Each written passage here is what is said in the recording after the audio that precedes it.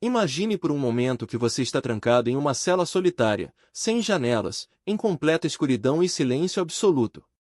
Você nunca saiu de lá. Você nunca viu o sol, nunca sentiu o vento no rosto, nunca ouviu o riso de uma criança. Tudo que você conhece chega até você através de mensagens codificadas enviadas por cabos elétricos.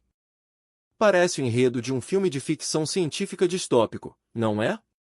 Mas a verdade, por mais desconcertante que possa parecer, é que essa é a descrição exata da sua vida, neste preciso momento. Você é o seu cérebro. E o seu cérebro está preso dentro da caixa forte óssea do seu crânio, isolado do mundo exterior, tentando desesperadamente decifrar tempestades de sinais elétricos para criar essa experiência rica e colorida que você chama de realidade. É fascinante e um pouco assustador pensar que tudo o que somos, tudo o que amamos e tudo o que tememos reside nessa arquitetura biológica complexa. Hoje, vamos desvendar os mistérios contidos no livro O Cérebro, a história de você, de David A. Gleaman. E entender como essa máquina biológica não apenas processa o mundo, mas literalmente cria quem nós somos.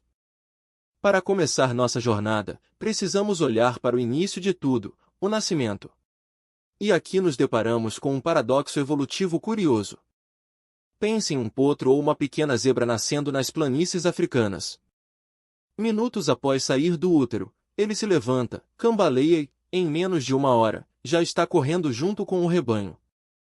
O cérebro dele já vem pronto, com o software pré-instalado e os circuitos fechados para a sobrevivência. Agora, olhe para um bebê humano. Nós nascemos incrivelmente frágeis e dependentes.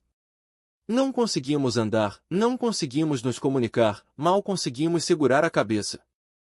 Se fôssemos deixados sozinhos na natureza, não duraríamos um dia. Por que a natureza, em sua infinita sabedoria, nos faria assim?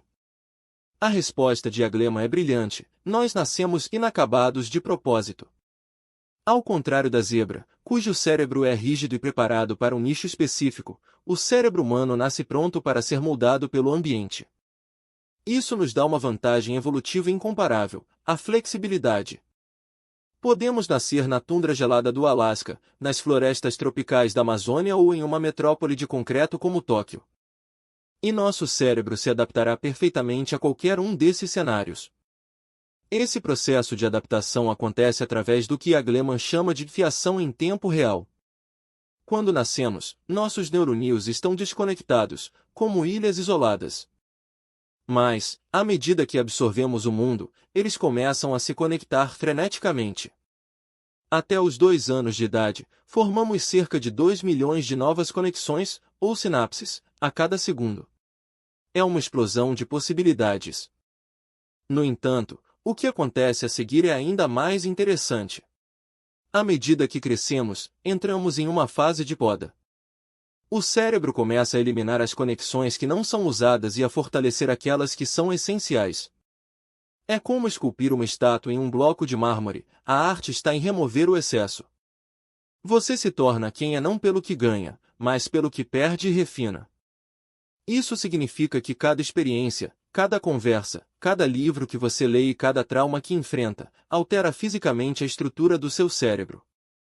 Você não é a mesma pessoa que era ontem, literalmente, porque a sua neuroanatomia mudou. Essa plasticidade não é apenas uma curiosidade biológica, ela tem implicações profundas e, às vezes, trágicas.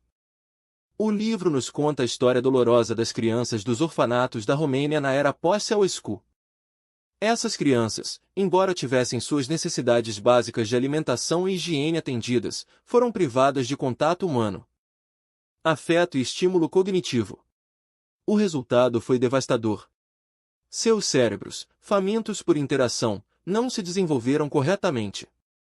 Elas apresentaram déficits cognitivos graves, dificuldades de linguagem e problemas emocionais profundos. Isso nos ensina uma lição vital: o cérebro humano precisa do outro para se formar. O amor, o carinho e a interação social não são luxos sentimentais, são nutrientes biológicos essenciais para a construção da nossa arquitetura neural. Sem eles, a própria essência do que nos torna humanos atrofia.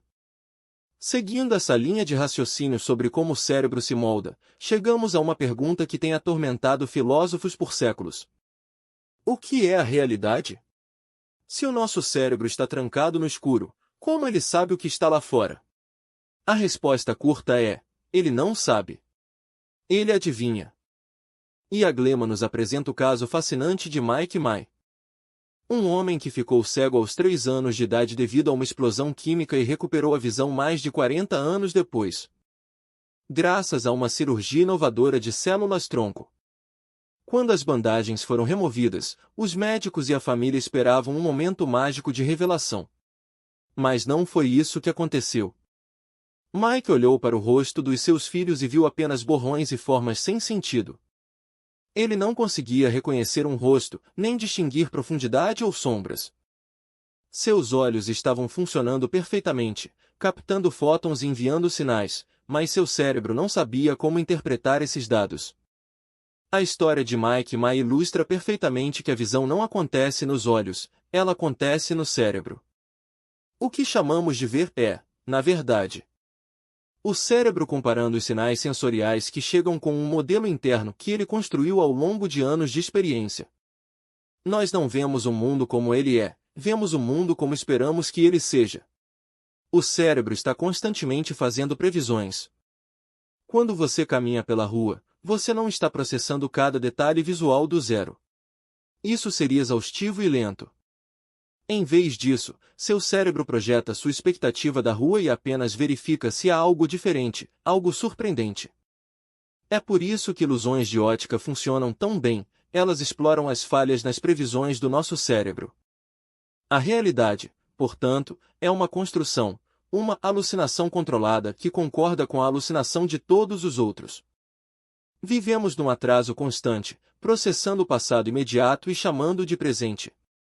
Mas se a nossa percepção da realidade é uma construção, quem está no comando dessa construção? Gostamos de acreditar que somos os capitães do nosso navio, que tomamos decisões racionais e conscientes o tempo todo. No entanto, a neurociência sugere algo muito mais humilde: a consciência é apenas a ponta do iceberg. A vasta maioria do que fazemos, pensamos e sentimos é gerada por processos inconscientes aos quais não temos acesso direto. Pense na complexidade de simplesmente levar uma xícara de café à boca. Seu cérebro precisa calcular a distância, ajustar a força muscular do braço, estabilizar o pulso, prever o peso da xícara e coordenar tudo isso em tempo real. Se você tivesse que pensar conscientemente em cada micromovimento, seria incapaz de realizar a tarefa. Ian Gleman nos apresenta o exemplo de Austin Aber, um garoto prodígio no esporte de empilhamento de copos. Quando Austin empilha copos em velocidade recorde, seu cérebro, monitorado por eletroencefalograma, mostra-se surpreendentemente calmo, quase em repouso. Por outro lado, o cérebro de David Gleman, tentando aprender a tarefa, estava em chamas, gastando uma energia enorme. Isso acontece porque, quando aprendemos uma habilidade, ela passa do controle consciente, que é lento e custoso energeticamente, para o inconsciente, que é rápido e eficiente. A maestria, seja em tocar piano, jogar tênis ou dirigir um carro, é o processo de transferir o controle para o inconsciente. Nós nos tornamos melhores quando não pensamos no que estamos fazendo. A consciência, segundo Ian Gleman, é como o CEO de uma grande empresa. Ela não precisa saber o que cada funcionário está fazendo a cada segundo. O CEO só é acionado quando algo sai do roteiro, quando há um conflito ou uma nova decisão estratégica a ser tomada. E falando em decisões, como é que o cérebro escolhe entre comer uma salada ou um bolo de chocolate? Entre economizar dinheiro ou comprar aquele sapato novo? A visão tradicional é que somos seres racionais que pesam prós e contras. A neurociência, porém, vê o cérebro como um parlamento neural composto por facções rivais que estão constantemente competindo pelo controle. Temos redes neurais focadas na gratificação imediata, o sistema de recompensa, impulsionado pela dopamina, que gritam "eu quero bolo agora". E temos redes mais racionais, localizadas no córtex pré-frontal, que pensam no longo prazo, mas lembre-se da dieta e da saúde futura. A decisão final é o resultado dessa batalha interna. Um exemplo trágico de como esse equilíbrio é delicado é o caso de Charles Whitman. Em 1966, Whitman, um homem considerado inteligente e amável, matou sua esposa e sua mãe e depois subiu na torre da Universidade do Texas, onde atirou aleatoriamente, matando 13 pessoas e ferindo mais de 30. Em sua carta de suicídio, ele expressou confusão sobre seus próprios impulsos violentos e pediu que seu cérebro fosse examinado após sua morte. A autópsia revelou um tumor pressionando sua amígdala, a área do cérebro envolvida no medo e na agressão. O tumor havia alterado a química do seu parlamento neural, silenciando a voz da razão e amplificando a voz da impulsividade. Isso nos força a questionar: até que ponto somos livres em nossas escolhas se elas dependem da integridade biológica do nosso cérebro? A linha entre homem mau e homem doente pode ser muito mais tênue do que gostamos de admitir.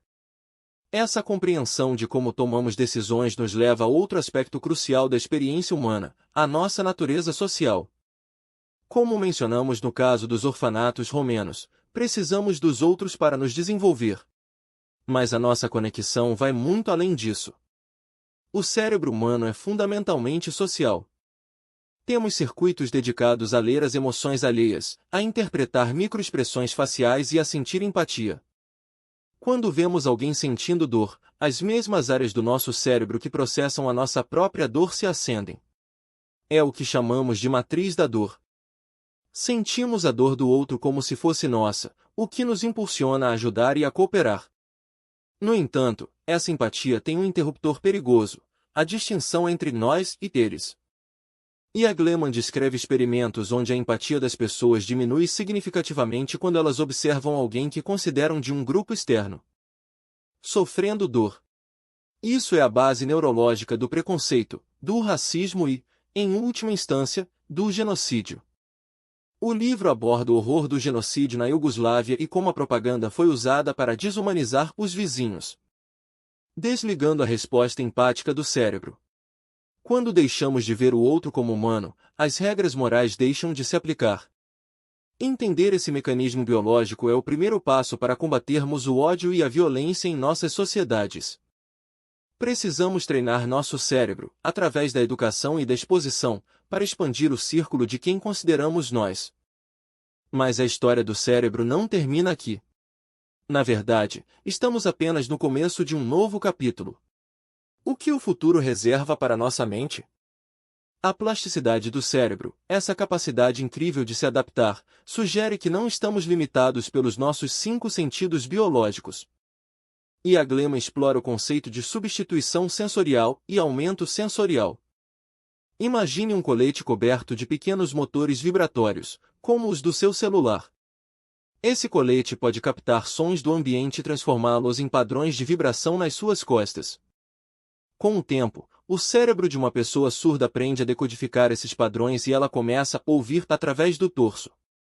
O cérebro não se importa de onde vem a informação, desde que ela tenha um padrão. Isso abre portas para possibilidades alucinantes. Poderíamos alimentar o cérebro com dados do mercado de ações em tempo real, sentindo a economia global como uma textura física? Poderíamos ter sensores infravermelhos ou de ultrassom conectados ao nosso córtex, expandindo nossa percepção da realidade para além do espectro visível? A fusão entre homem e máquina já está acontecendo. Temos implantes cocleares, retinas artificiais e braços robóticos controlados pelo pensamento. O futuro aponta para uma era de transhumanismo, onde poderemos transcender as limitações biológicas do nosso corpo. E, finalmente, chegamos à fronteira final, a imortalidade digital. Se formos capazes de mapear todas as conexões do cérebro, o conectoma, e simular sua atividade em um computador, poderíamos, em teoria, fazer o upload da nossa consciência? Se o que somos é o padrão das nossas conexões e a atividade elétrica que corre por elas, será que precisamos do corpo biológico para existir? Ian Gleman discute projetos ambiciosos como o Blue Brain Project, que tenta simular um cérebro inteiro. Embora estejamos longe disso, a simples possibilidade nos faz repensar a morte. Talvez, no futuro, a morte do corpo não signifique o fim da mente. Talvez possamos viver em mundos virtuais, explorando universos simulados, livres da doença e da decadência física. Ao fechar as páginas de O Cérebro, a história de você, ficamos com uma sensação de admiração e humildade. Somos feitos de poeira estelar organizada de uma forma tão complexa que se tornou capaz de pensar sobre si mesma. Somos viajantes em uma jornada do eu, navegando por um oceano de sinais elétricos, construindo pontes com outras mentes e olhando para um horizonte onde a biologia e a tecnologia se fundem. O cérebro é, sem dúvida, a coisa mais complexa que descobrimos no universo, e a história que ele conta, a sua história, ainda está sendo escrita. Cada nova experiência, cada nova aprendizagem, cada nova conexão que você faz, adiciona uma linha a esse texto infinito. Portanto, cuide bem do seu cérebro, desafie-o, nutra-o com boas conexões humanas, pois ele é o único universo que você realmente habita.